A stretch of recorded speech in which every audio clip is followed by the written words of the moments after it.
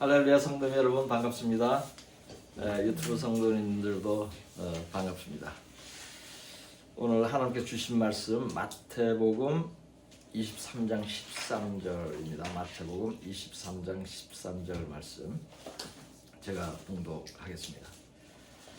화 있을진저 외식하는 서기관들과 바리새인들이여 너희는 천국문을 사람들 앞에서 닫고 너희도 들어가지 않고 들어가려 하는 자도 들어가지 못하게 하는도다. 아멘.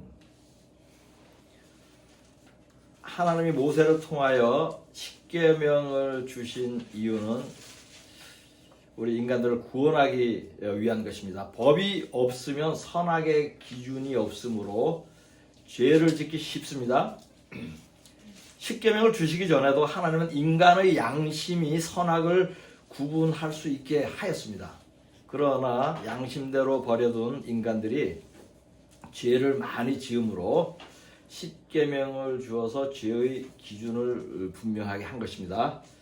인간들이 죄를 조금이라도 덜 짓게 하려고 죄와 벌을 정한 것입니다. 그럼에도 불구하고 십계명을 먼저 받은 이스라엘 백성들은 하나님의 계명을 잘 지키지 않았고 그 후로 계명을 받고 예수를 믿게 된 크리스찬들도 계명을 잘 지키지 않는 것은 이스라엘 백성과 다르지 않습니다. 그리하여서 예수를 믿는 사람 중에도 구원받는 사람의 수가 적은 것입니다. 크리스천들이 하나님의 계명을 지키지 않고 예수를 잘못 믿는 주된 이유는 목사들이 성경을 바르게 가르치지 않기 때문입니다.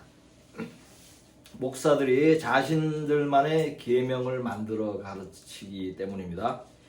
교단마다 다른 계명들이 있습니다. 교회마다 목사마다 자신의 계명들이 있습니다. 이러한 사람의 계명들은 하나님의 계명과 다릅니다. 로마서 7장 12절과 야고보서 1장 25절을 보겠습니다. 이로 보건대 율법은 거룩하고 계명도 거룩하고 의로우며 선하도다. 자유롭게 하는 온전한 율법을 들여다보고 있는 자는 듣고 잊어버리는 자가 아니요 실천하는 자니 이 사람은 그 행하는 일에 복을 받으리라. 아멘. 하나님의 계명은 거룩하고 의롭고 선합니다. 하나님의 계명은 좋은 것입니다. 지키면 복을 받습니다. 구원받습니다. 반면에 거짓 목사들이 만들어 가르치는 계명은 거짓이고 악하고 미혹입니다.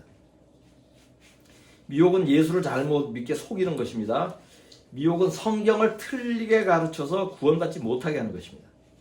그러므로 미혹은 교회 안에서 일어나며 미혹의 주체는 목사입니다.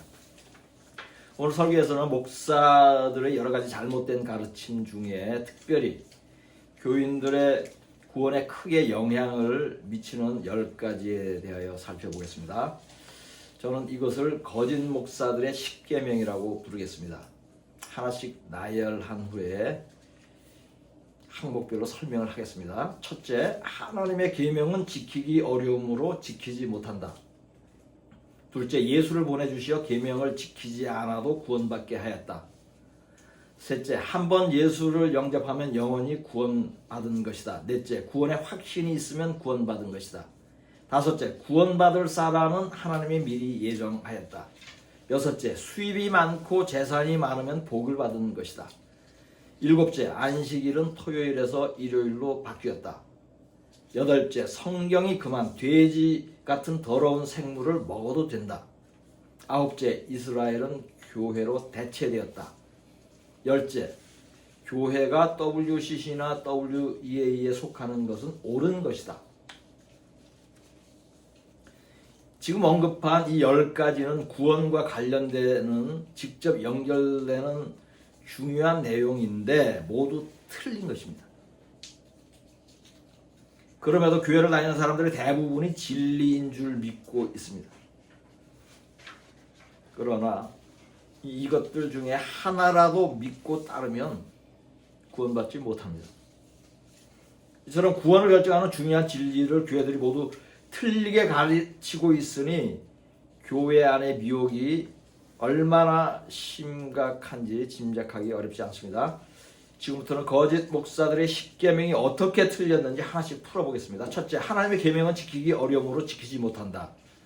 이것은 성경과 반대되는 말씀입니다. 성경은 하나님의 계명을 지키는 것이 어렵지 않다고 말씀합니다.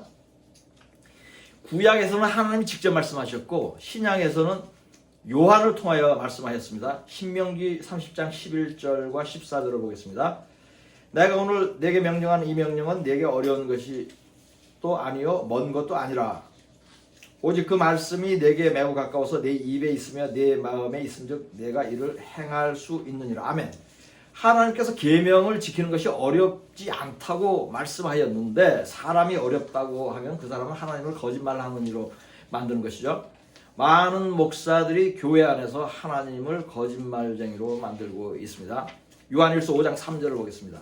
하나님을 사랑하는 것은 이것이니 우리가 그의 계명들을 지키는 것이라 그의 계명들은 무거운 것이 아니로다. 아멘.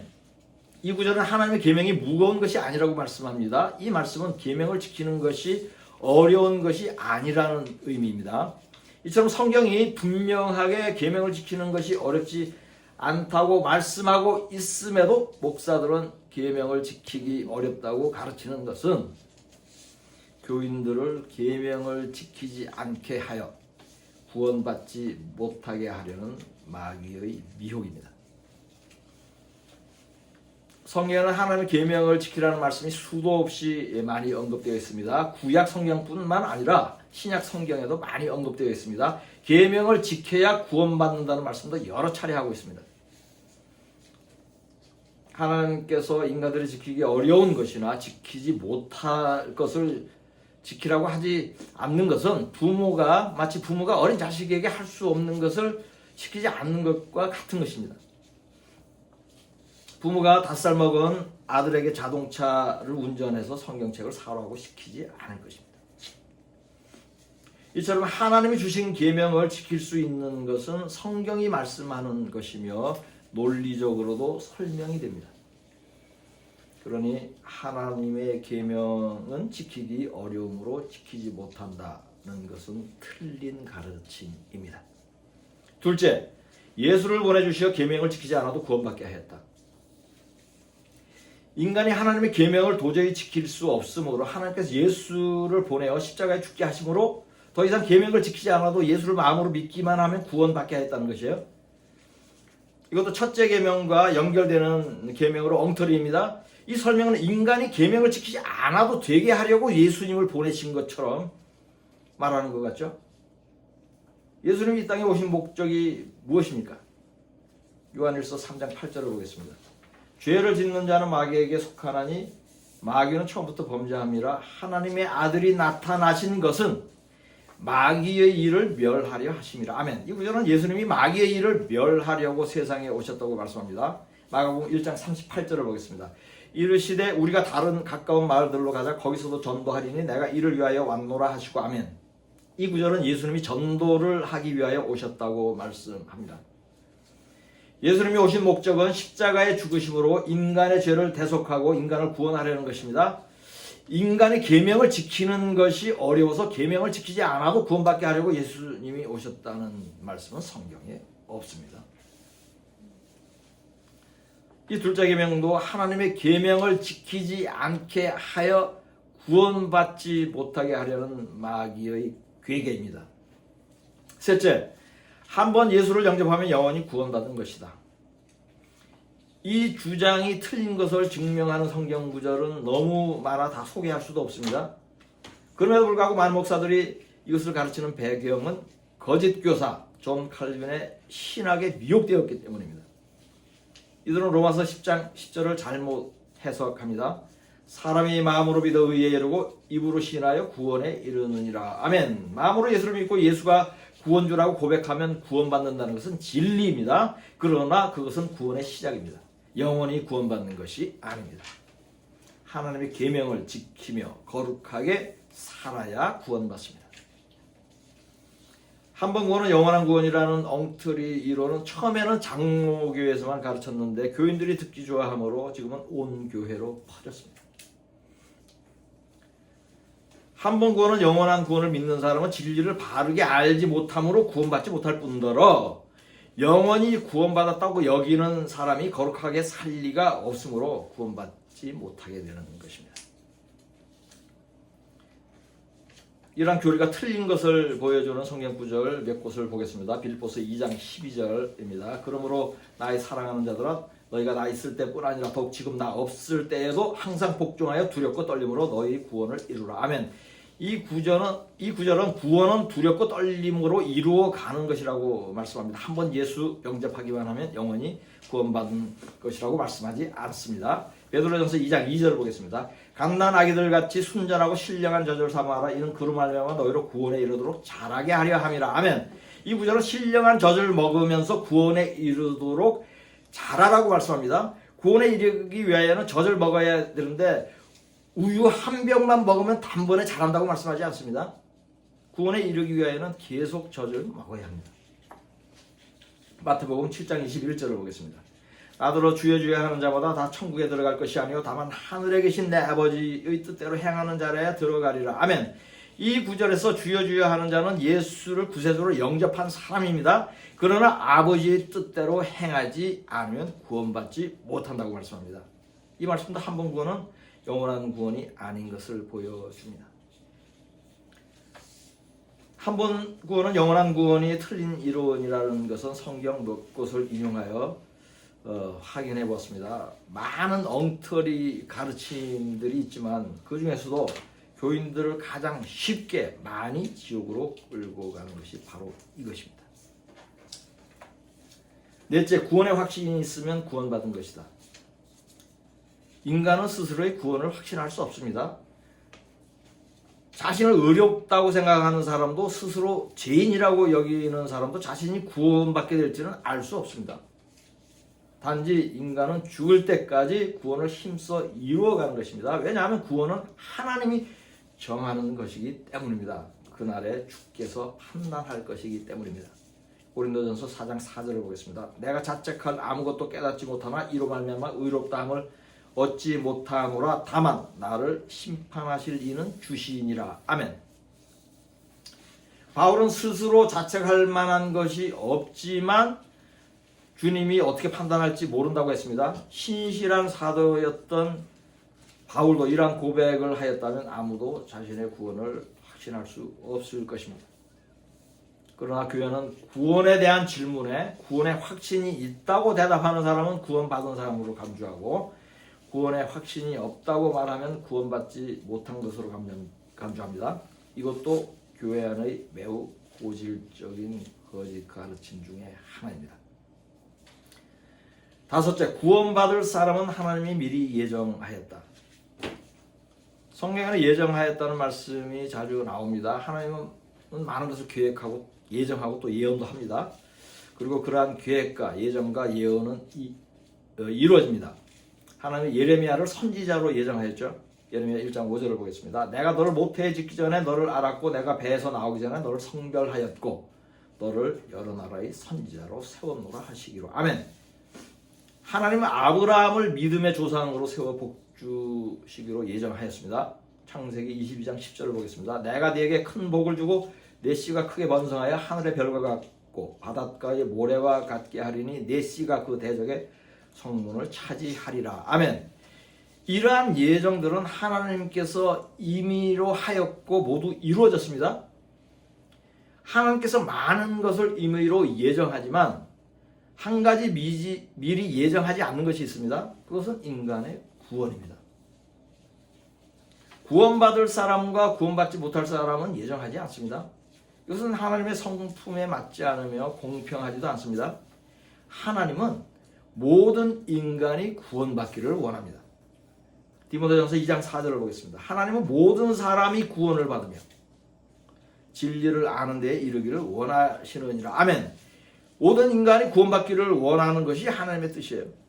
그러한 하나님이 구원받을 사람과 구원받지 못할 사람을 미리 정할 리가 없습니다. 그러니 예정론은 틀린 것입니다. 여섯째, 수입이 많고 재산이 많으면 복을 받은 것이다. 먹을 만큼, 입을 만큼의 재물은 복입니다. 왜냐하면 세상에는 10명 중에 1명이 굶주리고 있기 때문입니다. 그러므로 먹을 양식이 충분히 있다는 것은 당연한 일이 아닙니다. 복을 받은 일입니다. 그러나 그 이상의 재물은 사용 용도에 따라 복이 될 수도 있고 화가 될 수도 있습니다. 성경은 부자가 천국에 들어가기 어렵다고 말씀합니다. 재물을 쌓지 말라고 합니다. 소유를 팔아 가난한 자에게 나누어 주라고 합니다. 이처럼 재물을 성경 말씀대로 사용하면 복이 되고 그렇지 않으면 재물 자체가 화를 불러옵니다. 그러므로 성경은 돈을 사랑함이 일만하게 뿌리가 된다고 말씀하는 것이고 말세에 은금이 너희 살을 태운다고 말씀하는 것입니다. 그러나 목사들은 돈과 복을 같은 의미로 사용합니다.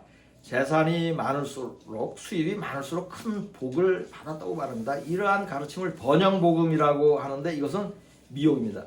사탄이 복음을 가장하여 교회에 들어온 것입니다. 일곱째, 안식일은 토요일에서 일요일로 바뀌었다. 안식일은 창세 이래로 일곱째 날인 토요일입니다. 안식일이 다른 요일로 바뀔 수도 없고 바뀐 근거도 없습니다. 신약 성경에도 안식일이 일요일로 바뀌었다는 기록이 없습니다. 1700년 전에 천주교가 만들어지면서 안식일을 일요일인 것처럼 바꾼 것인데 그 전통이 기독교에도 들어와서 일요일을 안식일로 지키는 것입니다. 안식일은 금요일 해진 후부터 토요일 해지기 전까지이며 이 날은 일과 오락을 하지 않고 몸과 영혼이 쉬는 날입니다. 10계명의 네 번째 계명입니다. 안식일을 범하는 자를 죽일 정도로 중요한 계명입니다. 반드시 바르게 지켜야 합니다. 여덟째, 성경이 금한 돼지 같은 더러운 생물을 먹어도 된다. 레위기 11장에는 먹어도 되는 생물과 먹지 말아야 하는 생물의 종류를 매우 상세하게 설명하고 있습니다. 이러한 것을 분별한 이유는 더러운 것을 먹지 못하게 하려는 것입니다. 육체가 하나님의 성전인데 더러운 것을 먹으면 하나님의 성전을 더럽히는 것이고 하나님의 거룩함을 손상하는 것이므로 먹지 말라고 법으로 제정하는 것입니다. 레위기 11장 45절에서 47절까지를 보겠습니다. 나는 너희 하나님이 되고 너희를 애굽 땅에서 인도하여 낸 여호와라. 내가 거룩하니 너희도 거룩할지어다. 이는 짐승과 새와 물에서 움직이는 모든 생물과 땅에 기는 모든 길짐승에 대한 규례니 부정하고 정한 것과 먹을 생물과 먹지 못할 생물을 분별한 것이니라. 아멘. 이 법은 지금도 유효합니다. 하나님의 거룩함에 관한 법입니다. 철저히 지켜야 하는 중요한 법입니다. 그러나 교회는 이 법을 지키지 않습니다. 무슨 생물이든지 먹어도 된다고 가르칩니다. 목사들이 돼지고기 같은 더러운 고기를 스스로도 먹고 교인들에게도 먹게 하는 것은 성경을 모르기 때문입니다. 신약 성경에는 무엇이든지 먹어도 된다고 오해할 만한 성경 구절이 몇 가지 있습니다. 그것을 잘못 풀었기 때문입니다. 더러운 고기를 먹어도 된다고 오해하는 성경 구절 몇 가지 예를 들어 설명을 하겠습니다. 사도행전 10장 12절에서 15절까지를 보겠습니다. 그 안에는 땅에 있는 각종 네 발 가진 짐승과 기는 것과 공중에 나는 것들이 있더라. 또 소리가 있을 때 베드로야 일어나 잡아먹으라 하거늘 베드로가 이르되 주여 그럴 수 없나이다. 속되고 깨끗하지 아니한 것을 내가 결코 먹지 아니하였나이다 한데 또 두 번째 소리가 있을 때 하나님께서 깨끗하게 하신 것을 내가 속되다 하지 말라 하더라. 아멘. 이 구절에서 속된 짐승을 깨끗하게 하였다는 것은 이방인들도 예수의 피로 정결하게 되었으므로 베드로가 이방인 고넬료를 만나도 된다는 의미의 비유입니다. 실제로 더러운 짐승을 깨끗하게 하였으므로 먹어도 된다는 의미가 아닙니다. 마태복음 15장 11절을 보겠습니다. 입으로 들어가는 것이 사람을 더럽게 하는 것이 아니라 입에서 나오는 그것이 사람을 더럽게 하는 것이니라. 아멘. 이 구절은 예수님이 제자들이 먹기 전에 손을 씻지 않는 것을 바리새인들이 비판을 하자 손을 씻는 전통은 지키면서 마음과 생각은 더러운 바리새인들을 책망하기 위해서 한 말씀입니다. 입으로 들어가는 모든 것이 실제로 깨끗하다는 의미가 아닙니다. 디모데전서 4장 3절을 보겠습니다. 혼인을 금하고 어떤 음식물을 먹지 말라고 할 터이나 음식물은 하나님이 지으신 바니 믿는 자들과 진리를 아는 자들이 감사함으로 받을 것이니라. 아멘. 성경에서 음식물의 정의는 하나님이 먹도록 허락한 것에 한정됩니다. 이 정의를 잘 알아야 돼요. 하나님은 돼지나 뱀이나 벌레 같은 가증한 것을 음식이라고 부르지 않습니다. 그러므로 이 구절에서 감사함으로 받아 먹으라는 음식은 소나 양 같은 먹어도 되는 고기에 하나는 것입니다. 그런데 어떤 이단들이 그것도 못 먹게 해서 그것을 책망하는 말씀이에요. 이상으로 하나님의 음식법에 대한 틀린 해석 몇 가지를 바로 잡았습니다. 이 외에도 금한 고기를 먹어도 잘못 이해하는 성경 구절이 신약 성경에 더 있지만 지금 설명한 내용을 참고로 하면 바르게 이해가 될 것입니다. 아홉째, 이스라엘은 교회로 대체되었다. 한국의 교회는 대체신학을 가르칩니다. 대체신학이란 이스라엘이 예수를 죽임으로써 구원에 실패한 민족이 되었고 그리하여 성경에 예언된 이스라엘에 대한 모든 축복이 교회에 응하게 되었다는 이론입니다. 교회를 영적 이스라엘이라고 표현합니다. 이러한 대체신학은 틀린 이론입니다. 이스라엘은 이스라엘이고 교회는 교회입니다. 이스라엘과 교회는 물리적으로나 영적으로나 서로 전혀 다른 독립적인 개체이며 서로 대체될 수 없습니다. 이스라엘을 비하하는 개념을 바탕으로 한 대체신학이 반유대주의 사상을 낳는 데 영향을 주었습니다. 크리스천들이 유대인을 불신하고 증오하는 마음을 갖게 하는 원인을 제공함으로써 구원에서 멀어지게 합니다. 열째, 교회가 WCC나 WE에 속하는 것은 옳은 것이다. WCC는 영어로 World Council of Churches의 약자입니다. 세계교회연합회입니다. 1948년에 기독교를 통합하려는 의도로 세워진 단체입니다. 처음에는 이러한 운동이 성경적이지 않다는 의견과 교회가 단합하는 좋은 뜻이라는 의견으로 나뉘어서 논쟁을 하고 있었습니다. 그러나 WCC에는 기독교 이단인 천주교가 가입을 하였고 지금은 다른 종교와도 통합을 하는 배도의 단체입니다. 2014년 부산에서 개최된 WCC 총회에서는 무당과도 손을 잡고 춤을 추었습니다. WEA World Evangelical Alliance 세계 복음주의 연맹입니다. 종교다원주의를 지향합니다. 종교다원주의는 모든 종교에 구원이 있다는 것인데 선하게 살기만 하면 결국은 하나님을 만난다 이런 엉터리 이론을 주장하는 것인데 이 단체도 그 성격이 WCC와 동일하다고 이해하면 됩니다. 한국 교회와 교단의 대부분이 WCC나 WEA에 가입되어 있습니다. 그러나 많은 교인들이 그런 단체가 있는지도 모르고 자신의 교회가 그 단체에 가입되어 있는지도 모릅니다. 어떤 사람은 이러한 단체를 좋게 여깁니다. WCC나 WEA에 가입된 목사와 교인들은 미혹된 것이며 예수를 배반하고 있는 것입니다. 구원받지 못합니다. 그러니 자신의 교회가 WCC나 WEA에 속하였는지를 확인하고 속하였다면 그 교회를 떠나야 할 것입니다. 이상으로 교회 안의 10가지 미혹하는 가르침에 대해 상세히 살펴보았습니다. 이러한 거짓 가르침에 하나라도 해당하지 않는 교회는 없을 것입니다. 이것이 지금 한국 교회의 현실입니다. 이러한 교회 안에 있으면 천국을 갈 수 없습니다. 거짓 목사와 함께 멸망합니다. 본문 말씀이 응하게 될 것입니다. 화 있을진저 외식하는 서기관들과 바리새인들이여 너희는 천국 문을 사람들 앞에서 닫고 너희도 들어가지 않고 들어가려 하는 자도 들어가지 못하게 하는도다. 아멘.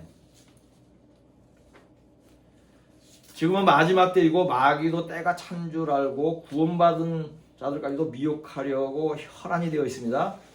미혹받지 않으려면 지금까지 배운 거짓 목사의 십계명을 멀리하고 하나님의 계명을 하나님의 십계명을 지키십시오. 초대 교회 시절에 요한은 거짓 목사들에게 미혹받는 사람이 많은 것을 알고 교사에게 배울 필요가 없고 성령에게 배우라고 했습니다. 요한일서 2장 26절 27절을 보겠습니다. 너희를 미혹하는 자들에 관하여 내가 이것을 너희에게 썼노라. 너희는 주께 받은 바 기름 부음이 너희 안에 거하느니 아무도 너희를 가르칠 필요가 없고 오직 그의 기름 부음이 모든 것을 너희에게 가르치며 또 참되고 거짓이 없으니 너희를 가르치신 그대로 주 안에 거하라. 아멘. 참 목사가 거의 없는 마지막 때에 미혹받지 않기 위하여 성령에게 직접 성경을 배우십시오. 진리를 알게 하는 분은 성령입니다.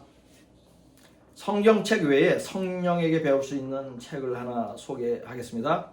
책 제목은 성경 공부가 쉽다. 이고 부제목은 성령이 가르치는 성경 공부입니다.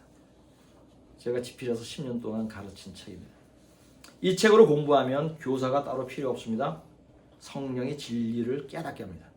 진리가 여러분을 자유롭게 할 것입니다. 구원으로 인도될 것입니다. 이사야 9장 16절 말씀으로 설교를 마치겠습니다. 백성을 인도하는 자가 그들로 미혹해 하니 인도를 받는 자가 멸망을 당하는 도다. 아멘.